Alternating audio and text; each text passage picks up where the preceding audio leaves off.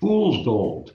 If you have not heard that term, it dates back quite some time. It stands for a flashy investment of some kind that ultimately turns out to be worthless. The origin goes back to the North American West Coast gold rush. Fool's gold was a substance called iron pyrite. The iron pyrite substance was often mistaken for gold, hence the name fool's gold, because many people were fooled into believing it was genuine gold. Now, what does that have to do with the concept of strategy?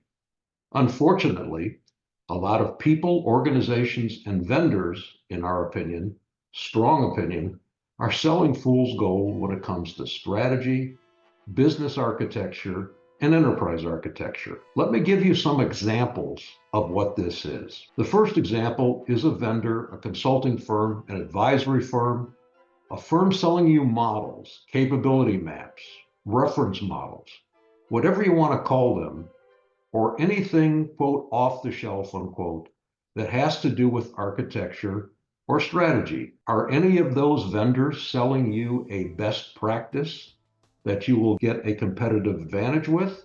Think about this. How can they sell you a best practice? Where did this best practice come from? Is it actually intellectual property theft you are getting? Would you allow your best practices to be provided to one of your competitors? Would you want or allow anyone to sell what you worked so hard to gain as a competitive advantage to some competitor or other organization? Well, of course not. What is your competitive advantage strategy gained from these kinds of things? You know what the answer is. It's fool's gold. Why would an organization believe that they will be provided with other organizations' core competencies, competitive advantage capabilities, understanding of their abilities, or whatever it is? Quite frankly, best practices cost money and are your competitive advantages. Other fool's gold examples are starter models, an initial representation, an external representation of something, a quote, high-level model, or a map. There's many, many others.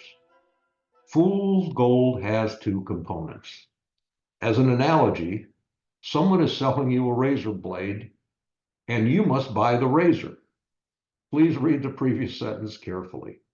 And to use that razor blade, you must purchase the razor that cost you $500 a month or $300 a month or $4,000 or whatever it is. Yes, it is a bit different than selling or giving you the razor and you must buy the razor blades periodically.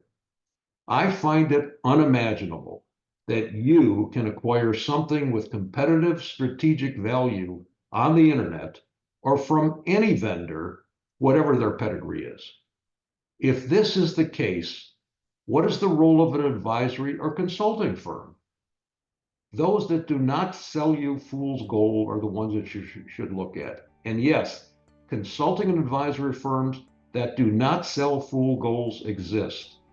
The role of an authentic advisory or consulting firm is to help you discover what your gold is so that you can make and generate more gold. If you have an advantage of some kind that your marketplace sees as unique, valuable, and accepting, this is what you should leverage. Instead of looking for gold outside of your organization, fool's gold, look for an approach to harness, amplify, and leverage the gold you have now to make more gold. That is where you get competitive advantage. Competitive advantage and actual best practices are challenging to duplicate. Thank you for tuning in to Real Talk. Be sure to join your host, Sam Holcman, again for another edition of our program. We'll have more real topics of discussion then.